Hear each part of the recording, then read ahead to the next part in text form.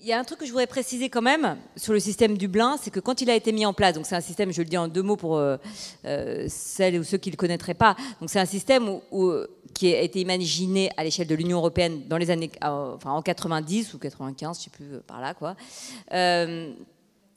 pour dire voilà, quand quelqu'un voudra demander l'asile en Europe, il y aura un seul État qui sera compétent pour le faire.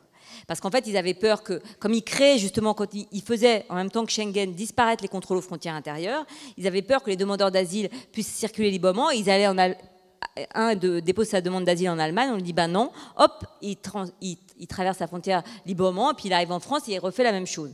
Et donc bon, mais quand ils ont créé ce système Dublin, donc de répartition des demandeurs d'asile, il n'y avait pas encore de fermeture aussi étanche des frontières extérieures, ce qui fait que les gens arrivaient encore en avion sur le territoire européen, ce qui fait que le premier pays d'arrivée, parce qu'en fait c'est celui-là, c'est le critère de compétence, c'est le premier pays par lequel tu pénètres l'Union européenne, eh bien le premier pays n'était à l'époque pas forcément un pays limitrophe tel que ceux que vous le citez. Alors aujourd'hui ça l'est devenu, mais ça a été... À l'origine, quand ils ont imaginé ce truc complètement délirant, qui est un truc complètement technocratique, contre le bon sens, l'humanité la plus élémentaire, j'en conviens tout à fait. Il n'y avait pas l'effet pervers qui est particulièrement accentué ces derniers temps, n'était pas encore là, quoi.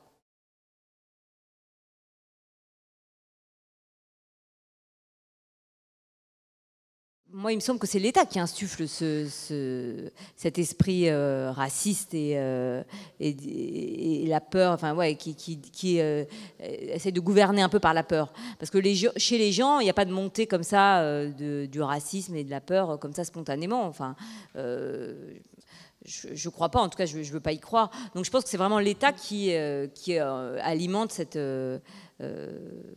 tendance, quoi. Et chez les gens, il faut résister, parce que c'est pas seulement l'État, c'est aussi des rouleaux compresseurs de médias et compagnie, quoi.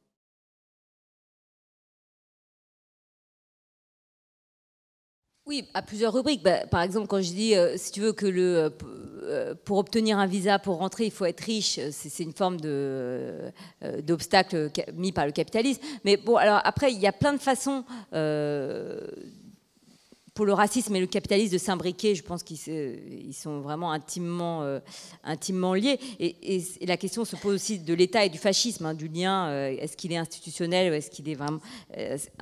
moi, mon sentiment, ce serait plutôt de dire oui. Mais alors, il y a un aspect que je n'ai pas du tout évoqué, qui est le fait que cette politique ultra féroce, elle repose aussi sur un business. Et ça, Claire Rodier l'a bien montré, et d'autres aussi, mais dans son livre Xénophobie Business, elle explique, avec un sous-titre « À quoi servent les contrôles migratoires ?», elle explique que tout ça, y a aussi ça alimente aussi un business militaro-industriel de la frontière, de la surveillance, qui est très important. Mais...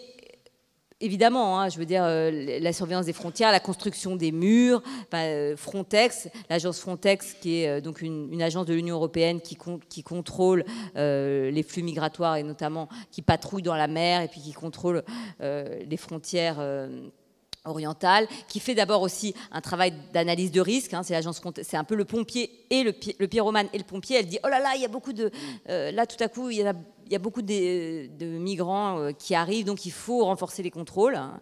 Et évidemment il y a des lobbies financiers derrière. Enfin, je veux dire, le budget de Frontex a explosé.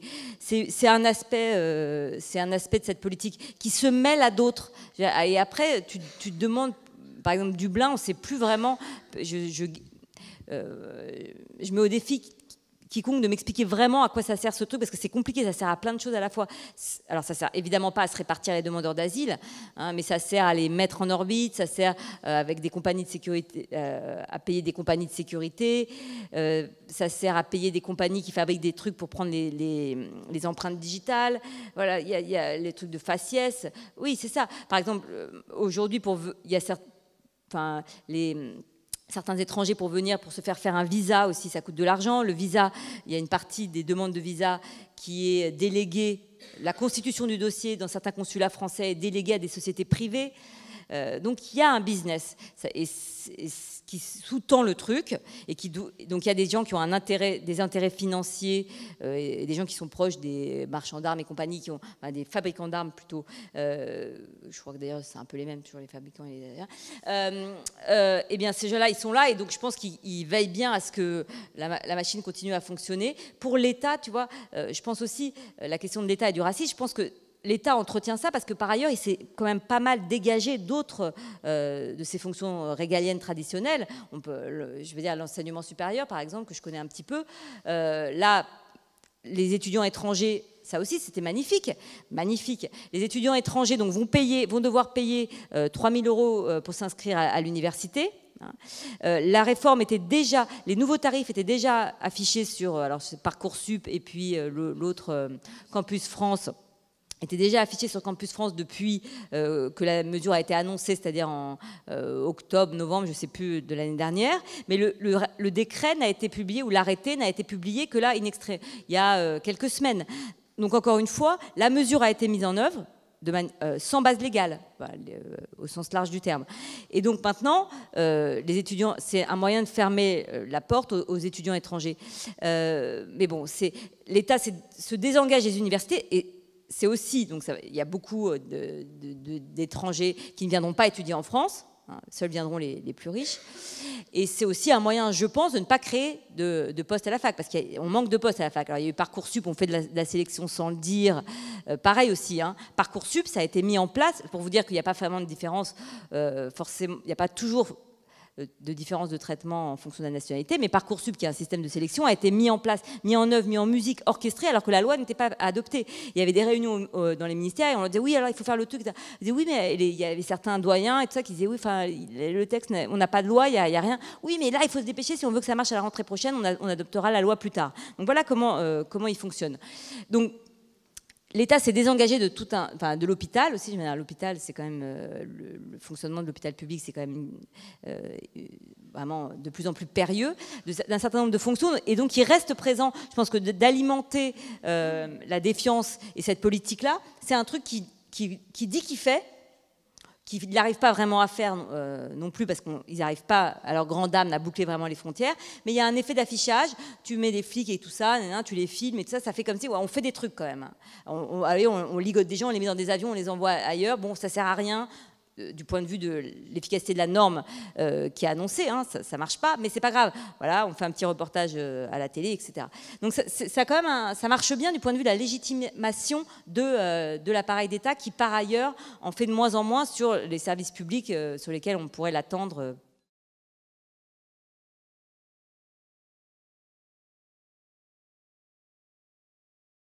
Sur Mayotte, je ne suis pas une spécialiste du droit du sol, de droit de la nationalité à Mayotte. Je sais qu'ils ont en partie supprimé le droit du sol.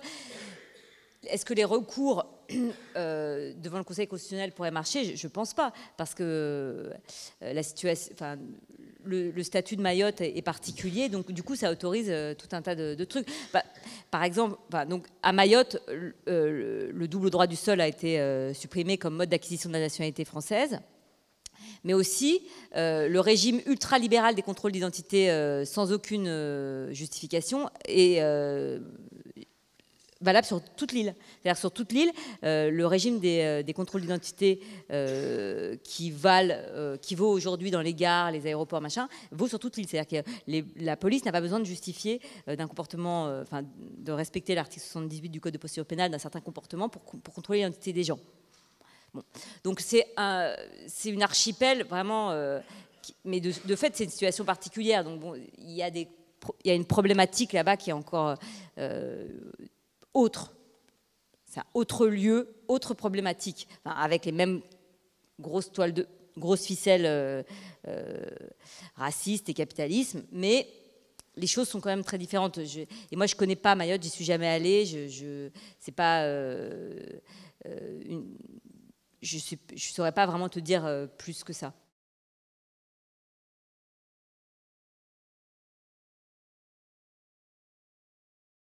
Oui, oui, bien sûr, et notamment depuis que l'état d'urgence, la loi de 1955, les dispositions de la loi de 1955 sont pour une large part entrées dans le droit commun.